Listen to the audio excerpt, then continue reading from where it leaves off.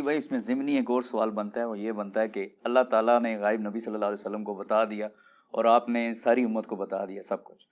تو اب اللہ تعالیٰ کے سامنے پوری کائنات جو ہے وہ حیاں ہیں، تو اللہ تو مطلب اللہ کے سامنے کیا غائب ہے اور کس غائب کے علم کو اللہ تعالیٰ ڈسکس کرتا ہے؟ اللہ تعالیٰ کے سامنے تو کچھ غائب نہیں ہے، اور نبی صلی اللہ علیہ وسلم کو جو کچھ بتایا وہ سب آپ نے امت کو بتا دیا، تو پھر ایسی کون سی پوشیدہ بات ہے غائب کی جو بھی رہ گئی ہے جس کو بہت زیادہ ڈسکس کیا جاتا ہے؟ ہاں جی، علم الغیب کے حوالے سے میں نے تفصیلی ویڈیو ریکارڈ کروائی ہے 6A اور 6B مسئلہ، اس میں نے بتایا تھا علم الغیب کلی اللہ کے پاس ہے، اس میں سے وہ جتنا چاہتا ہے اپنے پیغمبروں کو دیتا ہے۔ وما کان اللہ لیطلعکم علی الغیب ولکن اللہ یجتبی من رسلہ من یشاء، یہ سورہ آل عمران کی 179 نمبر ہے کہ اللہ کی یہ شان نہیں کہ تمہیں اپنے غیب پر مطلع کرے، ہاں اپنے رسولوں میں سے جسے چن لیتا ہے اسے غیب کا علم دیتا ہے، وہ بھی اتنا جتنا اس کی ریکوائرمنٹ ہے، کلی غیب تو نہیں ہے۔ غیب کہتے ہیں ان سین چیز کو جو ہماری نظروں کے سامنے نہیں ہے۔ اللہ تعالیٰ جب غیب کی بات کرتا ہے تو اس سے مراد وہ علوم ہیں جو ہم آبزرو نہیں کر سکتے اس فزیکل ورلڈ میں، مثلا جنت، جہنم، فرشتے، جو فزیکل ورلڈ کی چیز نہیں ہے۔ عذاب قبر، اسے آپ عذاب برزخ کہہ لیں، بے شک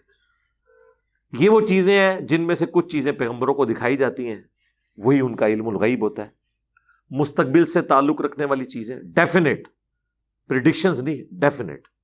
وہ پیغمبروں کو بتا دی جاتی ہے، لیکن سب کچھ تو نہیں بتایا جاتا۔ ایک چیز تو نہیں بتائے گی، قرآن میں ہے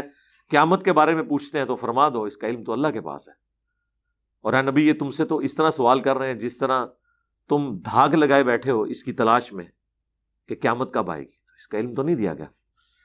تو جب ہم غیب کا لفظ بولتے ہیں تو ہمارے ریفرنس ہے، یعنی جب اللہ تعالیٰ کہتا ہے نا عالم الغیب والشہادہ، اللہ تعالیٰ علم رکھنے والا ہے ہر اس چیز کا جو تمہاری نظروں سے اوجھل ہے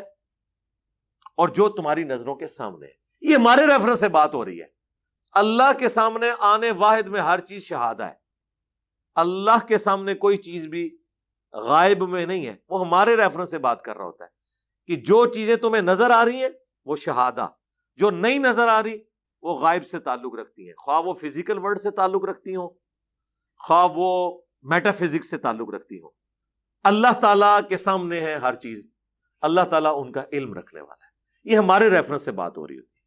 اس طرح جب ہم نبی کے لیے علم الغیب کلیم کرتے ہیں تو ظاہر ہے جب نبی کے علم میں آ گیا ان کے لیے تو وہ شہادہ بن گیا، لیکن ہمارے لیے تو ابھی بھی غائب ہے نا۔ ہم نے عذاب قبر نہیں دیکھا ڈائریکٹ، ہم نے جنت نہیں دیکھی، جہنم نہیں دیکھی، فرشتے نہیں دیکھے، اللہ کا یہ پورا ڈیوائن پلان جو چل رہا ہے کس طریقے سے چل رہا ہے ہمیں تفصیلات وہ نہیں پتا، اتنی پتہ ہے جو ہم فزیکل ورلڈ سے سائنس کی برکت سے حاصل کر لیتے ہیں، لیکن کچھ چیزیں ایسی ہیں جو اس فزیکل ورلڈ سے تعلق ہی نہیں رکھتی ہیں، وہ کبھی ڈیڈکٹ بھی نہیں ہوں گی۔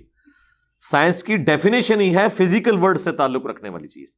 سائنس آپ کو یہ تو بتا سکتی ہے کہ آج 17 جولائی 2022 ہے اور ہواؤں کا سلسلہ مونسون کا چل پڑا ہے فلاں جگہ سے اس رفتار سے، اتنے دن کے بعد جہلم شہر تک پہنچ جائے گا، تو یہ فزیکل ورلڈ ہے نا۔ جس طرح جہلم سے 1.25 گھنٹے میں ہائیسٹ پنڈی پہنچ جاتی ہے،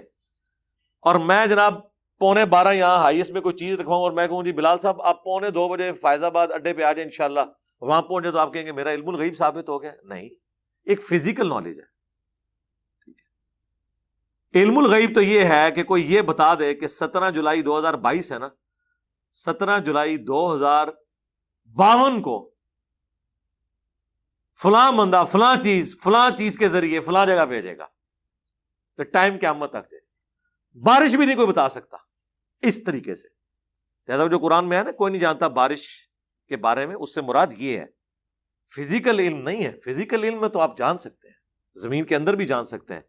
فزیکلی۔ تو آپ صلی اللہ علیہ وسلم نے جو قیامت کی نشانیاں اور جو جی نشانیاں نا بتائی جی، ہاں جی وہ بخاری مسلم میں حدیث ہے، جب حضرت جبرائیل نے انسانی شکل میں آ کے پوچھا قیامت کب آئے گی تو رسول اللہ نے خود ہی کہہ دیا۔ اب آپ کو نبی علیہ السلام پہ جھوٹ باندھنے کی اجازت تو نہیں ہے۔ نبی علیہ السلام نے کہا کہ جس شخص سے سوال پوچھا جا رہا ہے نا وہ اس سے زیادہ نہیں جانتا جو شخص سوال پوچھنے والا ہے۔ پھر انہوں نے کہا یا رسول اللہ اچھا اس طرح کریں پھر آپ قیامت کی نشانیاں بتا دیں۔ تو نبی صلی اللہ علیہ وآلہ وسلم نے پھر نشانیاں بتا دیں کہ جو پینڈو عرابی لوگ جو ہیں اونچی اونچی بلڈنگز بنائیں گے، اور اسی طریقے سے عورتیں جو ہیں وہ یعنی وہ اس کانٹیکسٹ میں بات ہو رہی تھی کہ جس طرح اس کا مفہوم یوں بنتا ہے کہ جیسے کوئی عورت اپنی کنیز کو یعنی ڈیل کرتی ہے نا، اس طرح اولادیں ہوں گی جو اپنی ماں کے ساتھ اس طرح کا سلوک کریں گی. اس قسم کی چیزیں آپ نے ارشاد فرمائی. تو وہ تو نبی علیہ السلام کو نشانیاں بتائی گئی ہیں، لیکن ایگزیکٹ قیامت کب آئے گی یہ نہیں بتایا گیا. چلیے بھائی، نیکسٹ سوال یہ ہے کہ اکثر ایک اعتراض اسلام پہ بہت زیادہ ہوتا ہے کہ زیادہ تر انبیاء اور رسول جو ہیں وہ مڈل ایسٹ کے اندر کے علاقے میں زیادہ آئے، باقی امریکہ، افریقہ اور آسٹریلیا وغیرہ میں نہیں آئے. تو کیا ان لوگوں کو یہ حق نہیں پہنچتا تھا، ان لوگوں کا یہ حق نہیں تھا، یا فاقی دین ان کے بھی پاس آتا اور اس سے بھی یہ فائدہ اٹھاتے؟ اکثر لوگ کہتے ہیں آسٹریلیا بہت دیر سے دریافت ہوا، وہاں پہ کسی نبی کسی رسول کے آثار نہیں ملتے، سب کچھ اکثر لوگ کہتے ہیں کہ مڈل ایسٹ میں ہی ہے سب کچھ. تو اللہ کو اس ایریے سے کیا کنسرن ہے؟ مڈل نہیں ایسٹ تو آسٹریلیا